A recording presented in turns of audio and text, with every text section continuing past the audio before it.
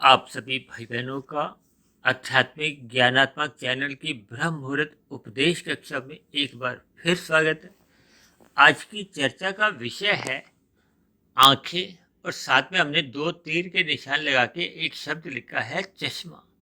इसी तरह दूसरी पंक्ति में हमने शब्द लिखा है अंधविश्वास।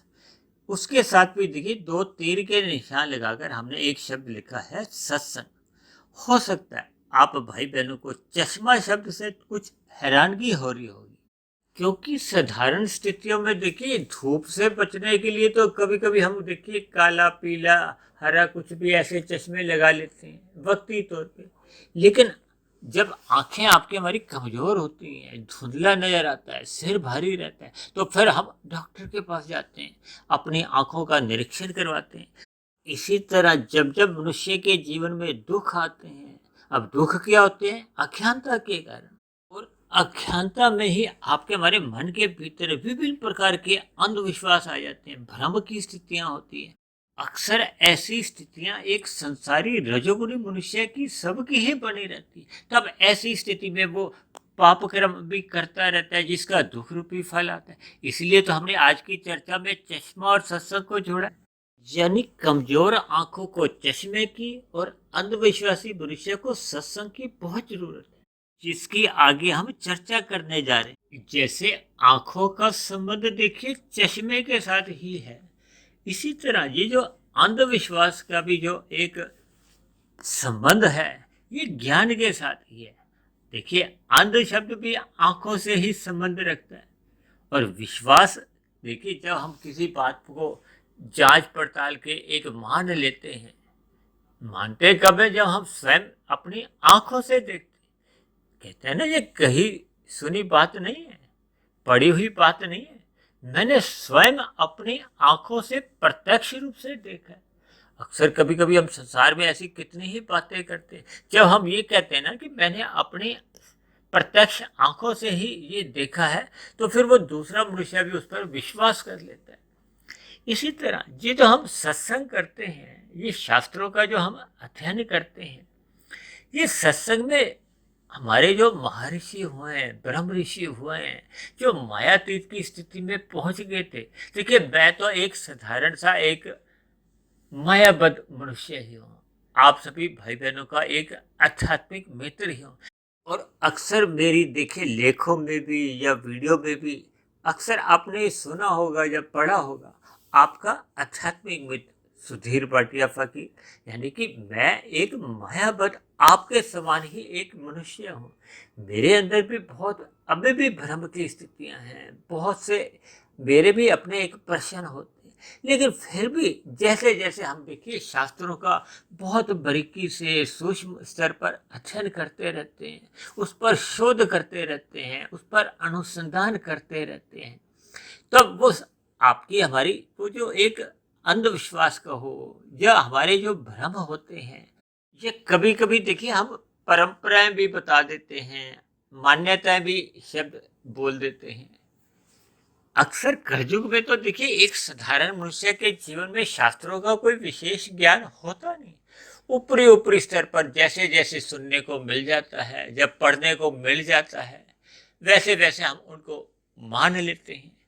उस पर किसी भी प्रकार का चिंतन नहीं करते कि कही गई बात या सुनी गई बात सही है, उस पर विचारें। क्योंकि मैं तो अपनी चर्चाओं पे ही बार बार आपको कहता रहता हूँ कि मेरी कही गई बातों को भी आप अपने मन बुद्धि के स्तर पर उसको तोलो, उस पर निरीक्षण करो।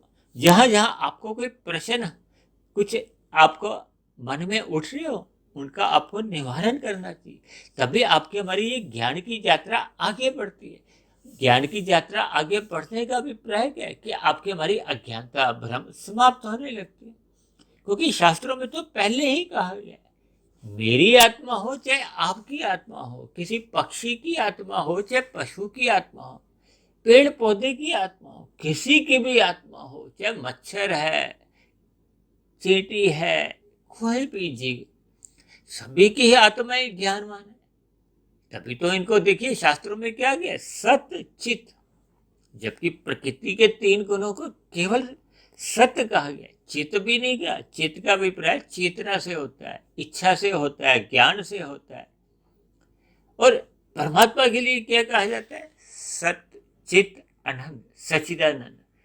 मनुष्यों के लिए कभी सच्चिदानंद नहीं कहा जाता, क्योंकि हम कभी भी देखिए आनंद स्वरूप सत्ता है ही नहीं, और ना ही भविष्य में देखिए हम आनंद स्वरूप सत्ता बन सकते हैं।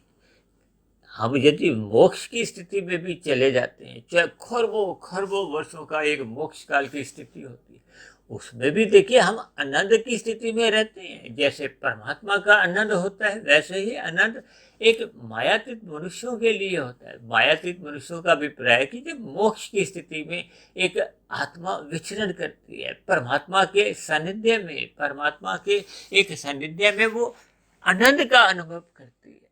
केवल कब तक? जब तक वो मोक्ष की स्थिति बनी रहती है। और मोक्ष काल की एक निश्चित अवधि है, भले ही देखिए उसको सुनकर हम सभी मनुष्य हैरान हो जाते हैं, क्योंकि इतनी लंबी है, इतनी लंबी वो कार्यकाल। लेकिन इन सभी बातों में हमें ये समझना चाहिए कि परमात्मा देखिए एक आनंद स्वरूप सत्ता है, और हम सभी आत्मा पहले से ही ज्ञानवान है। ये जो हम बार बार कहते रहते हैं, सत्संग करो, अपने अंधविश्वास दूर करो, अपनी अज्ञानता समाप्त करो, वो इसलिए क्योंकि हम अनादि काल से ये जो प्रकृति जो कि अपने आप में जड़ है, इनके भोग्य विषयों का हम भोग अमर्यादित ढंग से करते करते हमने अपने ज्ञान को ढकवा लिया है, आवृत कर लिया है। देखिए जब ज्ञान ढक जाता है, अब उदाहरण के लिए घर पे देखिए जब बल्ब ट्यूब लगे हों, उसके आगे जब आप कोई काले रंग का कपड़ा लगा दो तो अंधकार ढक जाता है। यदि वही कपड़ा कोई एक रंगीन हो, पीला रंग का हो, नीले रंग का हो, तो फिर थोड़ी वो धुंधली सी रोशनी आती है, और रजोगुण की स्थिति। और जब उसके ऊपर काला कपड़ा होता है, वो तो देखिए तमोगुण की स्थिति है। तमोगुण को ही अज्ञानता से जोड़ा जाता है, और सतोगुण को ज्ञान से जोड़ा जाता है। क्योंकि सतोगुण में जब मनुष्य होता है, जैसे बल्ब के ऊपर देखिए सफेद रंग का एक कपड़ा लगा हो या कागज लगा हो, तो प्रकाश तो आता है, लेकिन वो उतना नहीं आता। उतना कब आएगा? जब हम पूर्ण रूप से अपनी अज्ञानता समाप्त कर देंगे। ये अज्ञानता क्या है जी? चाहे कपड़े का पर्दा समझो, चाहे आप कागज के पर्दे समझो, देखिए ये सब बातें आपने केवल समझने के लिए इन शब्दों को भावार्थ समझने हैं। क्योंकि कभी कभी मनुष्य शब्दों को ही पकड़कर उसमें उलझ जाता है, फिर अपने कुछ ऐसे प्रश्न कुकर्क रूप में रख देता है, जिससे वो ज्ञान की सही स्थिति बन नहीं पाती। इसीलिए तो मैं बार बार आप सभी भाई बहनों से विनती करता हूँ कि जब भी आप वीडियो सुनो, एकांत भाव से सुनो, श्रद्धा पूर्वक सुनो, उस पर पुनः चिंतन करो। उस पर चिंतन करने से ही फिर जब ज्ञान पूर्ण रूप से टिक जाता है, क्योंकि ज्ञान टिकने से ही आपकी हमारी अज्ञानता समाप्त होती है। अज्ञानता समाप्त होने से आपके हमारे जो अंधविश्वास होते हैं वो भी समाप्त हो जाते हैं। जैसे हम आंखें कमजोर होती हैं, तो आंखों पे जब हम सही नंबर का चश्मा लग जाता है तो फिर आपको हमें संसारी दृश्य दिखने लगते हैं। ठीक इसी तरह मैंने देखिए आंखों के साथ चश्मे को और अंधविश्वास के साथ सत्संग को जोड़ा है। इसलिए तो देखिए आंखों से आगे 2 तीर चश्मे की ओर लगाए हैं, अंधविश्वास के आगे 2 तीर मैंने सत्संग की ओर लगाए हैं। अक्सर मनुष्य देखिए वीडियो को ध्यान से सुनता नहीं है, अन्यथा देखिए वीडियो में ही हम कर्मबद्ध तरीके से आपको समझाने का एक प्रयास करते हैं। यदि फिर भी किसी प्रकार का कोई हमारा भ्रम होता है, तो हम देखिए प्ले लिस्ट में जाकर, अब तो लगभग 1100 के आसपास वीडियो बढ़ चुकी, तो उस प्ले लिस्ट में जाकर जहाँ जहाँ आपके हमारे ज्ञान की न्यूनता होती है, जहाँ जहाँ आपके हमारे अंधविश्वास बने होते हैं, हम उन विशेष वीडियो को सुनकर अपना अंधविश्वास दूर कर सकते हैं। जैसे हम सही नंबर का चश्मा लगा लेते हैं तो आपको हमें सही सही दिखना शुरू हो जाता है। ठीक इसी तरह हमने जीवन में सत्संग करते रहना है, ज्ञानमय स्थिति में रहना है, ब्रह्म मुहूर्त में उठने का अपना स्वभाव बनाना है, क्योंकि किया हुआ सत्संग भी तभी अपना प्रभाव दिखाता है जब हम अपना रजोगुण मर्यादा में रखते हैं। जैसे हम घर पे देखिए सफाई करते हैं तो उसके बाद हम कोई कूड़ा करकट थोड़ी फेंक देते।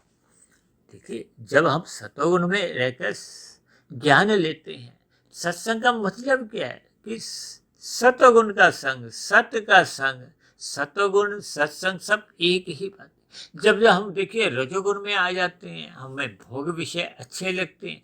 भोग विषय अच्छे तभी लगते हैं जब हम अपने ज्ञान की विस्मृति करते हैं। ज्ञान की विस्मृति होने पे ही, क्योंकि ये तो भोग्य पदार्थ अनित्य हैं, जड़ हैं, ये हमें नित्य सुख दे ही नहीं सकते। आप पहला रसगुल्ला खाओ तो आपको अच्छा लगता है, दूसरा तो उतना अच्छा नहीं लगता, और तीसरा और भी कम अच्छा लगता, और चौथा पांचवे की तो इच्छा ही नहीं होती। अगर आप खाते हो तो आपको दुख आता है। इसलिए तो प्रकृति को द्वैत कहा गया। इसलिए तो हमने प्रकृति के ये जो 5 भोग्य विषय हैं, इनको मर्यादा में केवल अपने स्थूल शरीर की अवस्था अनुसार ही लेना है, ताकि इनका जो एक आवरण है, मल रूपी आवरण, आपके हमारे ज्ञान को ढके नहीं। जब ज्ञान ढकेगा नहीं तो आपके हमारे अज्ञानता नहीं आएगी। अज्ञानता में तो देखिए ये अंधविश्वास आते हैं, अज्ञानता, अंधविश्वास, ये होने पे ही आपके हमारे जो कर्म है वो गलत दिशा में हो जाते हैं, तमोगुण में हम गिर जाते हैं। अब तमोगुण में किए गए कर्म फिर भविष्य में फिर हमें दुख रूपी फल लेके आते हैं, प्रतिकूल परिस्थितियां आती हैं। तो ये सभी स्थितियों को हमें ज्ञान पूर्वक समझना चाहिए। हमें गुरु रूपी चश्मा लगाना चाहिए, शास्त्रों का एक चश्मा लगाकर अपने जीवन को ढालना होगा। इसी तरह हमें ब्रह्म मुहूर्त में उठने का प्रयास करना होगा। प्रयास करके ही हम ब्रह्म मुहूर्त में जब उठते हैं तो वो ब्रह्म मुहूर्त का भी देखिए एक चश्मा है। चश्मे का अभिप्राय देखिए क्या है कि हमें ज्ञान मिलना चाहिए। ज्ञान मिलने से ही फिर हमें देखिए परमात्मा से प्रीति करने की एक प्रेरणा मिलती है, और परमात्मा से जब मनुष्य की प्रीति हो जाती है तो मनुष्य का ज्ञान भी बना रहता है और आनंद की प्राप्ति होने लगती है। जबकि संसार में जब हम देखिए लिप्त होते हैं तो आपका हमारा ज्ञान ढकने लगता है, और प्रकृति में तो आनंद है ही नहीं, वो तो देखिए अल्पकालिक सुख मिलता है। इस ज्ञान विज्ञान को जब तक मनुष्य सैद्धांतिक रूप से समझ नहीं जाता, समझने का अभिप्राय है कि ये जो प्रकृति के 3 गुण है, तमोगुण, रजोगुण और सतोगुण, तमोगुण से 10 गुना अच्छा रजोगुण है, रजोगुण से भी 10 गुना अच्छा सतोगुण है। तो जो सबसे अधिक अच्छा है हमें उसका संग करना चाहिए। जैसे देखिए 1 का सिक्का पड़ा हो, 10 का सिक्का पड़ा हो, 100 का नोट पड़ा हो, तो हम 100 के नोट का संग करते हैं ना, उठाते हैं, क्योंकि उसमें अधिक उसकी एक मूल्य है। और यदि हम देखिए अज्ञानतावश 1 का सिक्का उठाते हैं या 10 का सिक्का उठाते हैं तो फिर वो आपके हमारी एक अज्ञानता की स्थिति होती है। ठीक इसी तरह हमने अपने स्थूल शरीर, सूक्ष्म शरीर और कारण शरीर को समझना है। अब स्थूल शरीर तो देखिए एक निश्चित आयु लेके आया है, इसका जन्म हुआ है तो इसका मरण भी होगा। जबकि आपका मेरा सूक्ष्म शरीर और कारण शरीर हम जितना जितना पवित्र कर लेते हैं, क्योंकि कारण शरीर में जैसे जैसे संस्कार बनते हैं, कर्माशय बनते हैं, फिर वैसे वैसे आपके हमारी 84 लाख प्रकार की योनियों में गतियां होती हैं। मनुष्य योनि तो केवल तभी मिलती है जब संचित कर्मों में पाप और पुण्य कर्मों की मरते समय कम से कम तुल्यता होती है। अन्यथा फिर पाप कर्मों का कर्माशय यदि बढ़ा हुआ है तो फिर नीचे की योनियों में क्रमशः जाना होता है। वहां जैसे जैसे पाप कर्मों का क्षय होता है वो पुण्य कर्मों के बराबर पहुंच जाते हैं, फिर मनुष्य योनि की प्राप्ति होती है। और मनुष्य योनि पाकर आपको हमें एक पात्रता मिलती है, एक अवसर मिलता है, एक योग्यता बनती है कि ये जो जन्म मरण का जो एक बंधन है इसको हम दूर कर ले, अपने अंधविश्वास, अज्ञानता समाप्त कर ले, ताकि हमें परमात्मा रूपी सत्ता का ज्ञान हो। जैसे हम सही नंबर का चश्मा लगा लेते हैं तो हमें संसार के दृश्य सही दिखते हैं, उसी तरह जब हम अपनी अज्ञानता समाप्त कर लेते हैं तो परमात्मा की आनंद रूपी जो एक सत्ता है, झलके हैं, उनको हमें एक बोध होने लगता है, दिखाई देने लगती है। इसी तरह जब जब देखिए हम आंखों पे सही नंबर का चश्मा नहीं लगाते तो कभी कभी आपका हमारा सिर भारी होता है और हमें सही से दिखाई नहीं देता, धुंधला दिखाई देता है। ठीक इसी तरह जब जब हम देखिए शास्त्रों का एक यथार्थ ज्ञान समझते नहीं है, टूटा फूटा ज्ञान लेते हैं, उसी को ही अपने जीवन का एक लक्ष्य बना लेते हैं, कर्म कांडों में लोभ पूर्वक या भयपूर्वक अटक जाते हैं, तब ऐसी स्थिति में आपकी हमारी आध्यात्मिक उन्नति को एक गति नहीं मिलती। हम तमोगुण या रजोगुण की गलियों में ही भटकते रहते हैं, या सतोगुण में कभी कभी आना जाना बना रहता है। आना जाना बने रहने का अभिप्राय है कि अब सतोगुण में मेहमान की तरह जाते हैं, फिर मेहमान की तरह वापस लौट आते हैं, जबकि हमें मनुष्य योनि पाकर हमने परमात्मा से अपना खोया हुआ संबंध बनाना है। जैसे हम परिवार के सदस्य बन जाएंगे, किसके? परमात्मा के परिवार के हमने सदस्य बनना है, ताकि हम सतोगुण में रहें, परमात्मा के आनंद की झलकें हमें मिलती रहें, और आनंद की झलकें मिलते मिलते हम अपने मिले हुए जीवन में मायातीत की स्थिति को प्राप्त हो सकते हैं।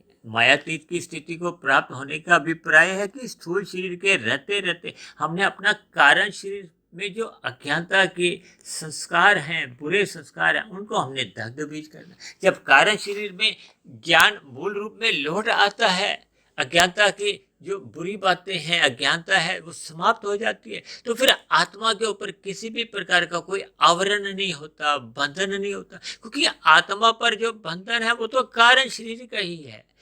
क्योंकि स्थूल शरीर के बंधन तो बार बार बदलते रहते हैं, वो कारण शरीर में बनी हुई पात्रता के आधार पर। जब आपका हमारा कारण ही समाप्त हो जाता है तो फिर कार्य नहीं होते। ये कार्य क्या है? 84 लाख प्रकार की योनियों में जन्म जो बार बार होते रहते हैं। इसलिए मेरी आप सभी भाई बहनों से विनती है कि मिले हुए मनुष्य जीवन के महत्व को समझें, और मिले हुए जीवन में ही हम मायातीत की स्थिति को प्राप्त होते हुए अपने मिले हुए जीवन को सफल करें, सार्थक करें। इन्हीं शब्दों के साथ आज की कक्षा को हम यहीं विश्राम देते हैं। शाम को फिर मिलते हैं संध्या बेला ज्ञान कक्षा में। तब तक अपने आध्यात्मिक मित्र सुधीर भाटिया फकीर को आप इजाजत दें। आप सभी भाई बहनों की सात्विक दिनचर्या सदा बनी रहे, इसके लिए मेरी ओर से आपको बहुत बहुत शुभकामनाएं।